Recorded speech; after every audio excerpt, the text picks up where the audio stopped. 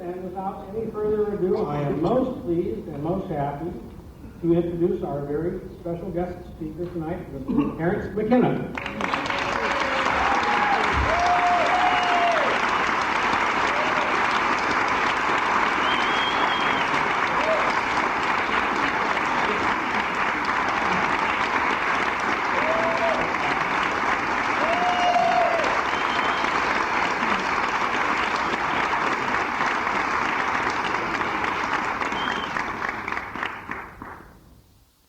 Pleasure to be here. It's wonderful to see so many familiar faces and so many faces, period.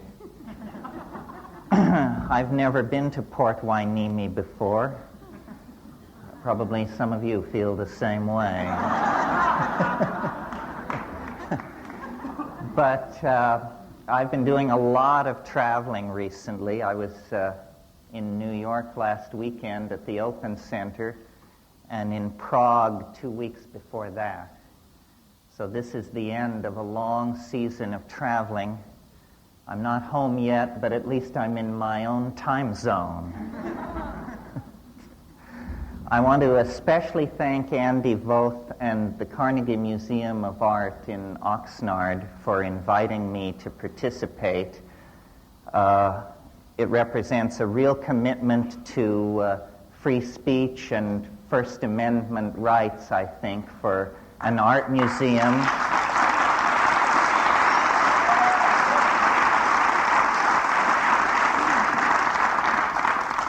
Art museums have been taking some knocks recently, and so I think they doubly should be commended for their courage. And I want to explain, as Andy mentioned, this is a benefit for Botanical Dimensions, which explains the double price over the ticket. All of this money will go to the preservation of medicinal plants with a history of shamanic usage. That is the special focus of our botanical garden in Hawaii. And before I start the formal lecture, I'd like to just say a little bit about that. As you know, the rainforests of the world are being cleared at a very frightening rate.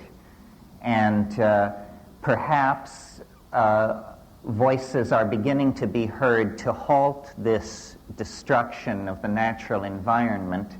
But whether it's halted or not, the destruction of the knowledge of native peoples concerning the uses of the plants in the rainforest, this is disappearing without doubt in the next 30 years because these people are moving into cities, taking jobs in the ordinary market economy, and thousands of years of accumulated folk medical knowledge is being lost. So the real world political work that Kat and I do is associated with Botanical Dimensions. We conceived it together many, many years ago, and then about 6 years ago, Kat took it over, put it on its official feet, made it a non-profit foundation, and has run it day to day since then, with tremendous energy and efficiency. So I'd like to acknowledge Kat McKenna here.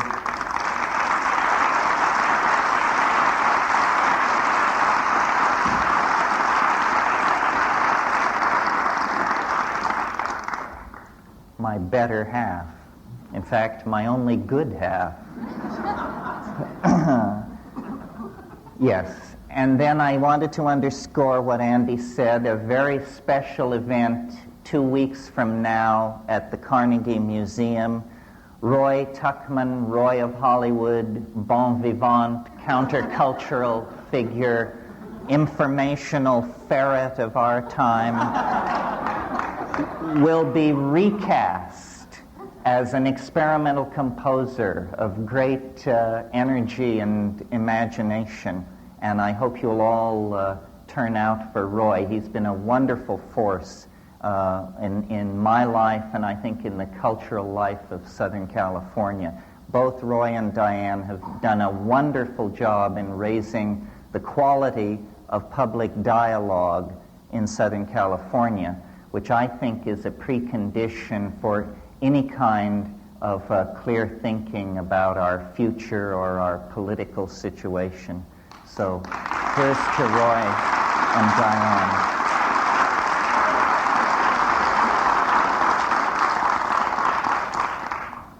Okay. Well, the theme that unites these lectures is creativity and the techniques by which the artist can refine his or her vision, expand the vision, communicate the vision. And before I get into that issue, I thought I would talk just a little bit about my notion of creativity per se. What is it in and of itself? And when I think like that, of course, I cast my mind back to nature. Nature is the great visible engine of creativity against which all other creative efforts are measured.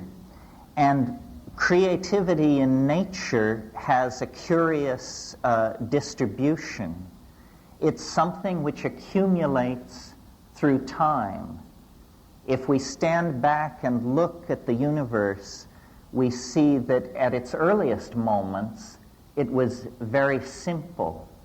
It was a plenum.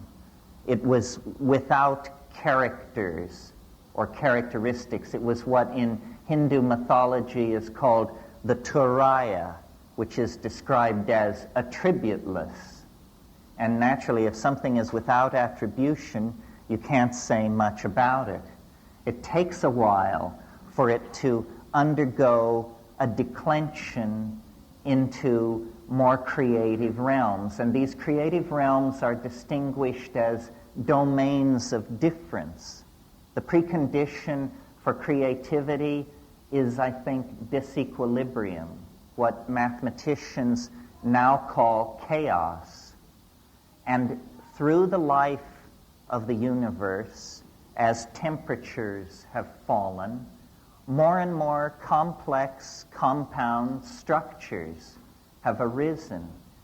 And though there's been, many a slipping back in this process, over very large spans of time, we can say that creativity is conserved, that the universe becomes more creative, and out of that state of creative fecundity, more creativity is manifest. So that from that point of view, the universe is almost what we would have to call an art-making machine, an engine for the production of ever more novel forms of connectedness, ever more exotic juxtapositions of disparate elements. And out of this, I believe, arises implicitly a set of principles that we can then apply to the human artist in the human world.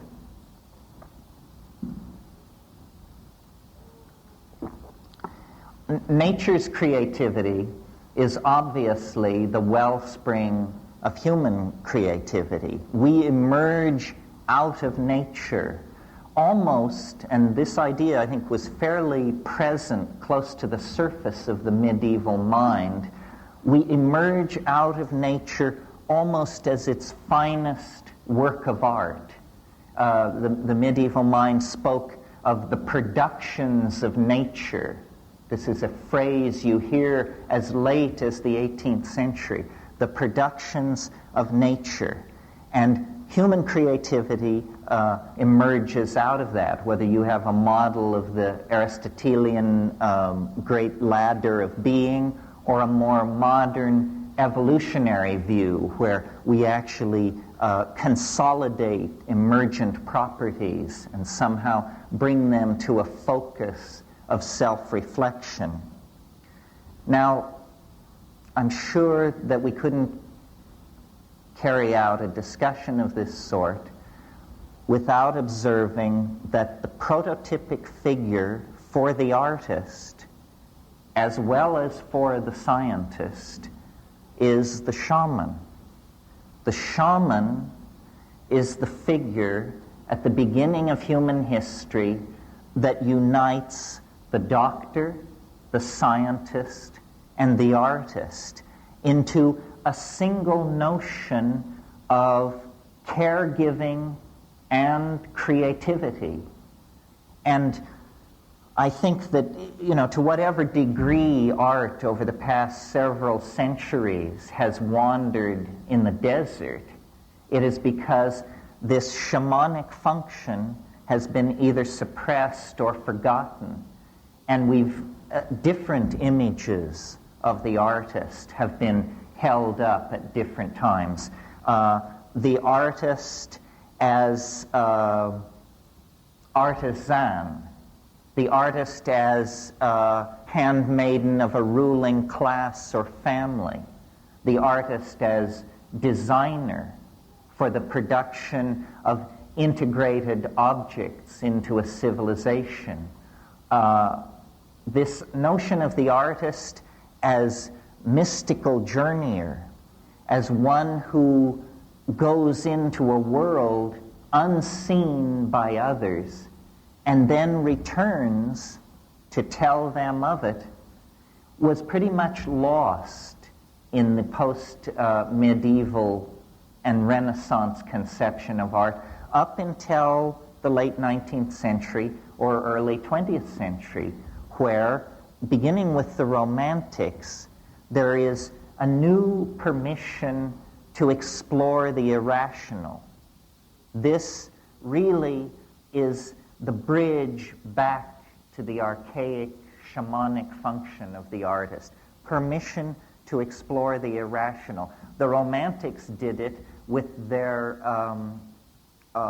elevation of titanic emotion, romantic love specifically.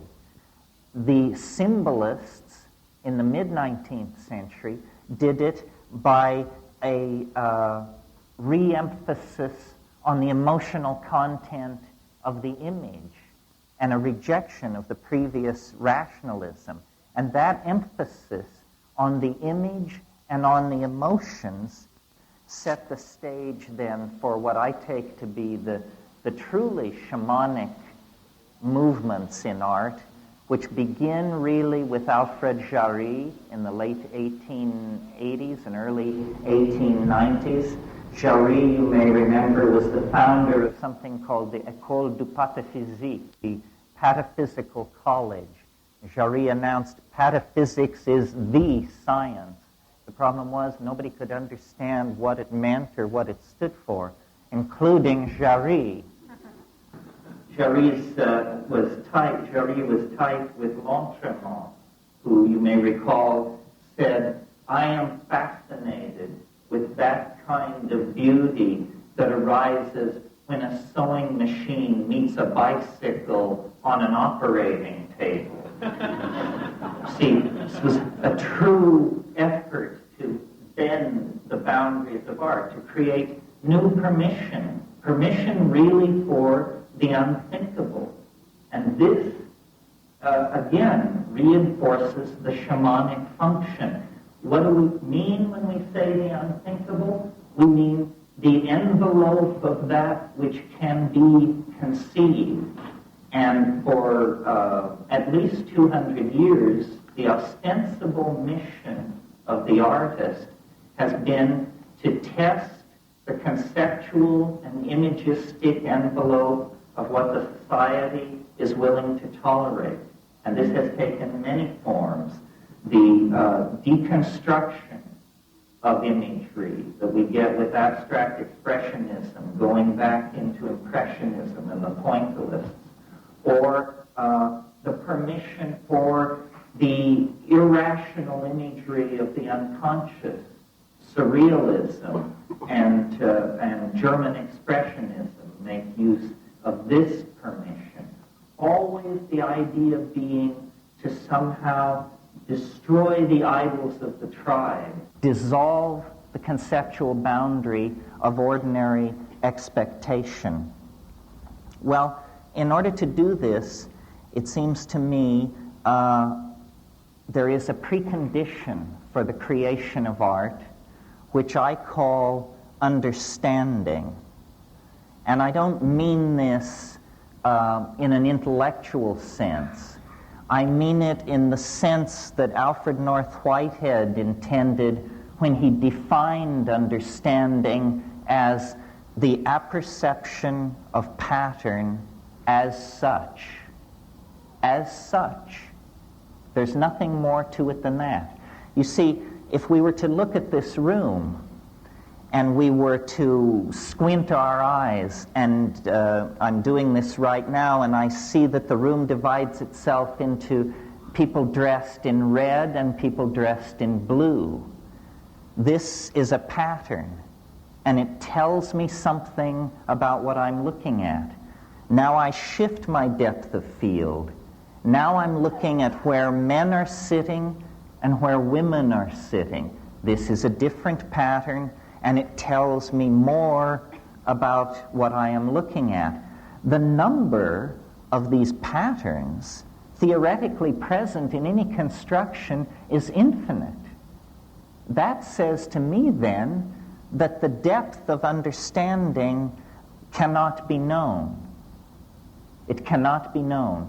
Everything is immanent. William Blake makes this point, that you can see infinity in a grain of sand. So understanding then is the precondition for creativity. And this understanding is not so much intellectual as it is visual. Visual. And in thinking about this, I realized what an influence upon my own ideas in this area Aldous Huxley was. Not the Huxley that we might ordinarily associate with my concerns, the Huxley of The Doors of Perception and Heaven and Hell, but the Huxley of a very modest book that he wrote in the early 50s called The Art of Seeing. The Art of Seeing. And in that book, he makes the point that a good art education begins with a good drawing hand.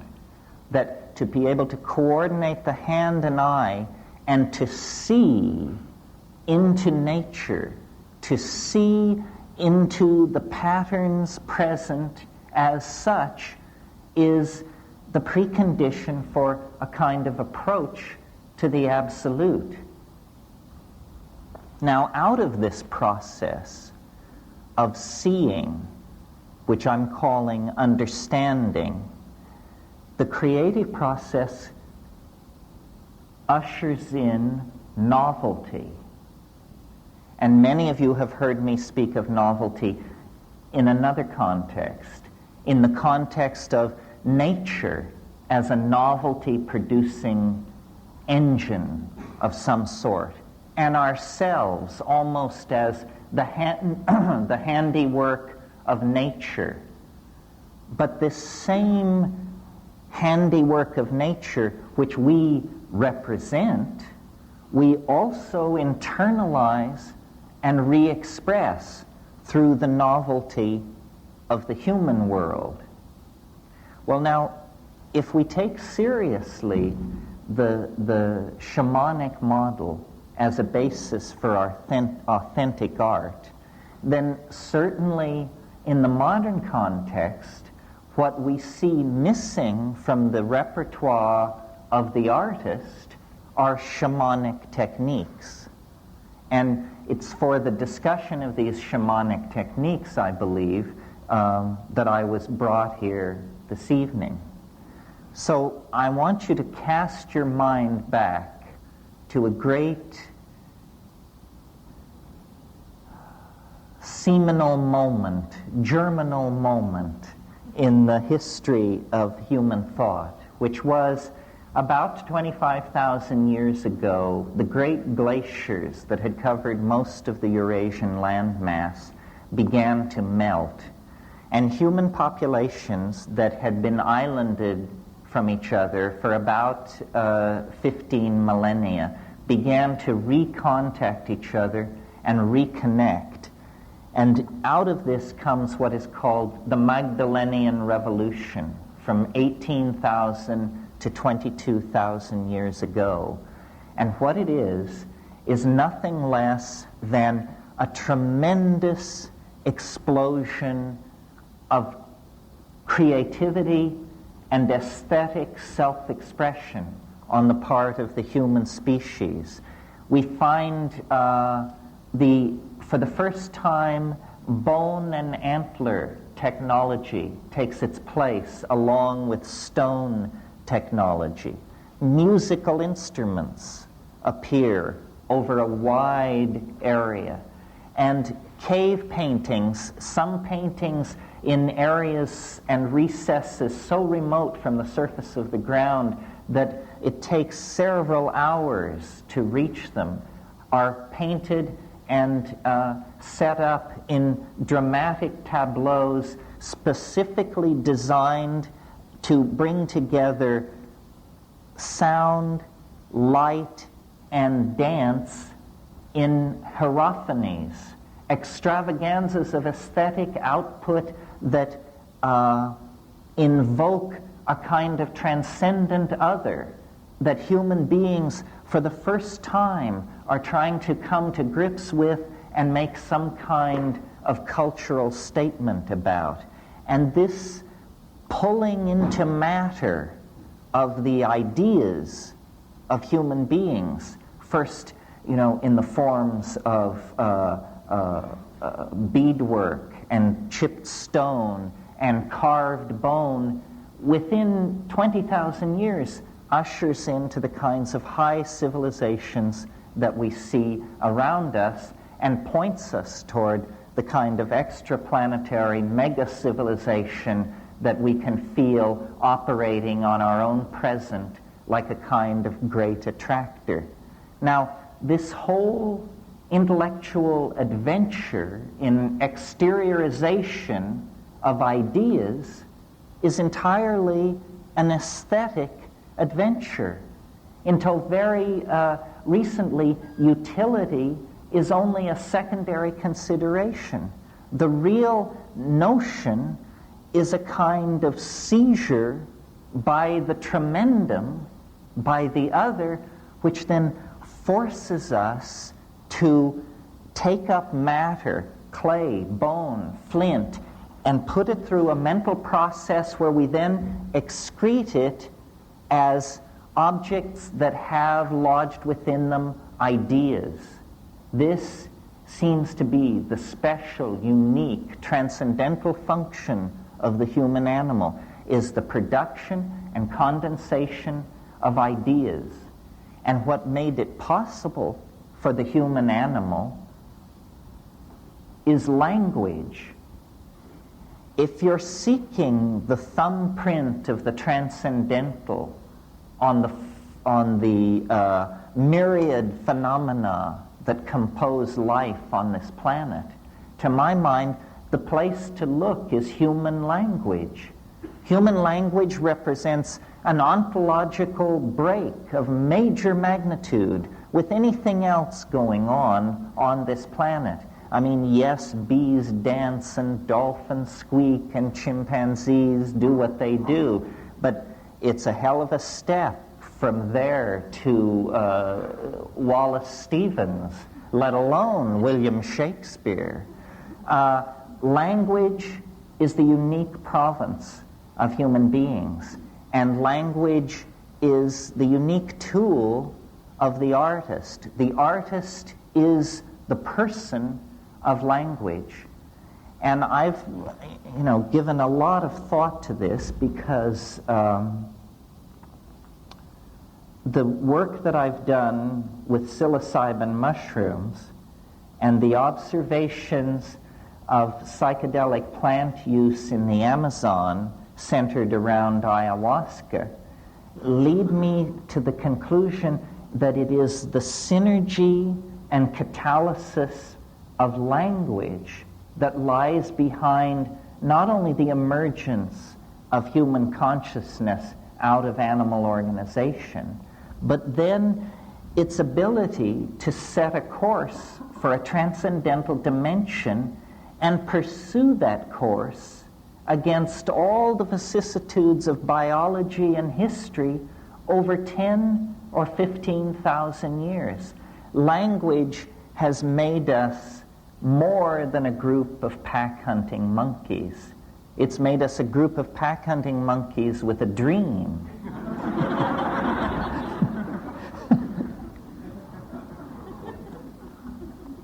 And the fallout from that dream has given us our glory and our shame, our weaponry, our technology, our art, our hopes, our fears. All of this arises out of our own ability to articulate and to communicate with each other. And I use this in the broadest sense. I mean, for me, the glory of the human animal is cognitive activity, song, dance, sculpture, poetry, all of these cognitive activities. When we participate in them, we cross out of the domain of animal organization and into the domain of a genuine relationship to the transcendent. As you know, shamans in all times and places gain their power through relationships with helping spirits, which they sometimes call ancestors, sometimes call nature spirits, but somehow the acquisition of a relationship to a disincarnate intelligence is the precondition for authentic shamanism.